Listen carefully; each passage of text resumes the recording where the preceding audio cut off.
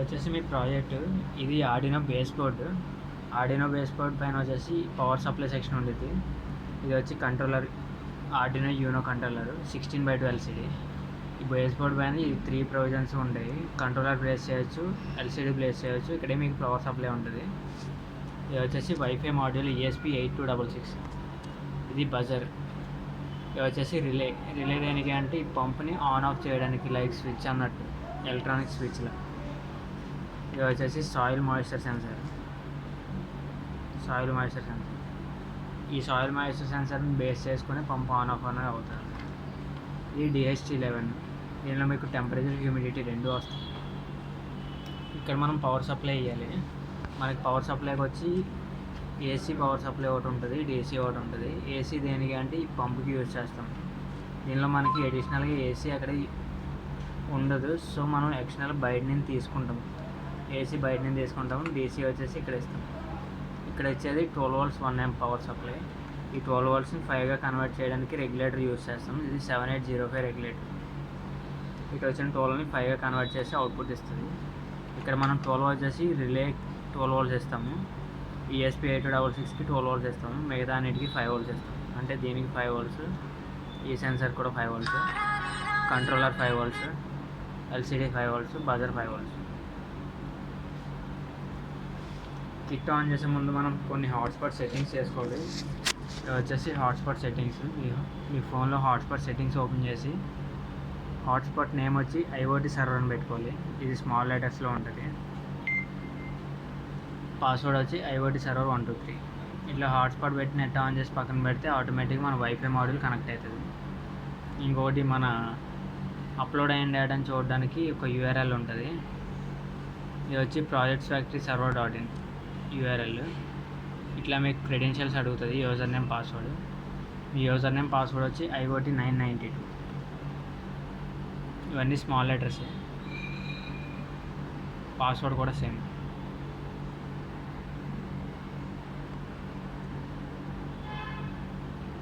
Login అయితే మీకు ఇట్లా వస్తుంది. Temperature, humidity, soil moisture, wet, dry condition. ఇది with respect to time and date. ఇక్కడ మీకు టెంపరేచర్, హ్యూమిడిటీకి గ్రాఫ్ వ్యూ కూడా వస్తుంది. కావాలంటే ఇవి రెండు చూసుకోవచ్చు. ఓన్లీ న్యూమరికల్ వాల్యూస్ ఉంటేనే అట్లా వస్తుంది. ఇక్కడ మీకు టెంపరేచర్ వచ్చి అబవ్ 40 అయింది అంటే హై టెంపరేచర్ అన్నట్టు. హ్యూమిడిటీ వచ్చి అబవ్ 90 అయితే హై హ్యూమిడిటీ అన్నట్టు. ఇది వెట్ డ్రై కండిషన్. ఇది ఎవ్రీ 60 సెకండ్కి ఒకసారి అప్లోడ్ అవుతూ ఉంటుంది డేటా.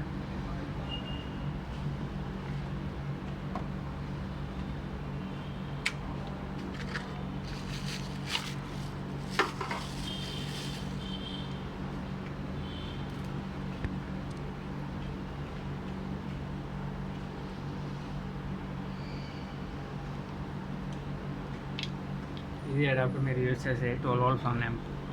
ఇక్కడ పెట్టాలి పవర్ సప్లై.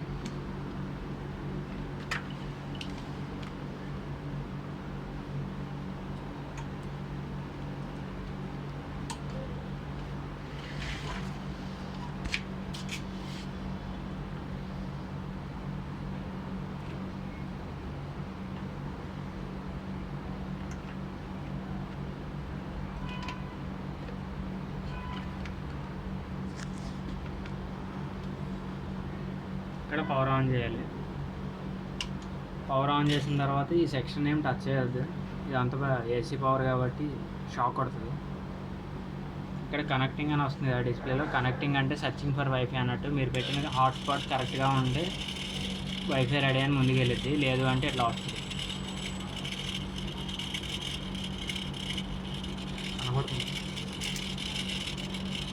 ఈ T వచ్చేసి టెంపరేచర్, H అంటే హ్యూమిడిటీ, ఇది soil moisture, wet dry condition. ఇప్పుడు డ్రైలో ఉంది కాబట్టి మనకి పంప్ ఆన్ అయింది.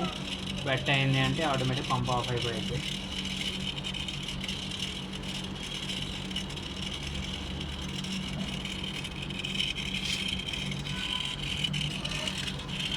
ఇట్లా వాటర్ తీసుకొని ఇట్లా దీన్ని ఇట్లా పెడితే వెట్ అవుతుంది. మీకు ఏ స్టేటస్ అప్లోడ్ అవ్వాలన్నా ఎవ్రీ 60 సెకండ్స్కి ఒకసారి అప్లోడ్ అవుతుంది. మీకు ఆ స్టేటస్ అప్లోడ్ అవ్వాలి అంటే 60 సెకండ్స్ పాటు అట్లా వెయిట్ చేస్తే అప్లోడ్ అవుతుంది. ఇప్పుడు వెట్ ఉంది కాబట్టి పంప్ ఆఫ్ ఉంది.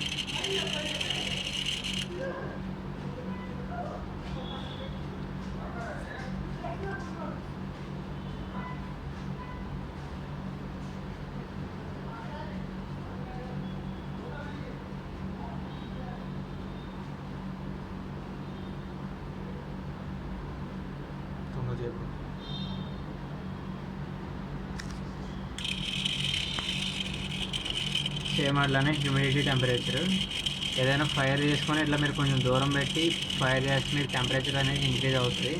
అది అబవ్ 40 వస్తే బజర్ వచ్చి సర్వర్కి అప్లోడ్ అవుద్ది. హ్యూమిడిటీ వచ్చి 90. ఇట్లా వచ్చింది అంటే అప్లోడ్ అవుతుంది. యూ అని వచ్చింది కదా, యూ అంటే సర్వర్కి అప్లోడ్ అవుతుంది డేటా అన్నట్టు. అక్కడ యూ క్లియర్ అయిన తర్వాత ఇక్కడ మీరు రీఫ్రెష్ చేసుకోవాలి.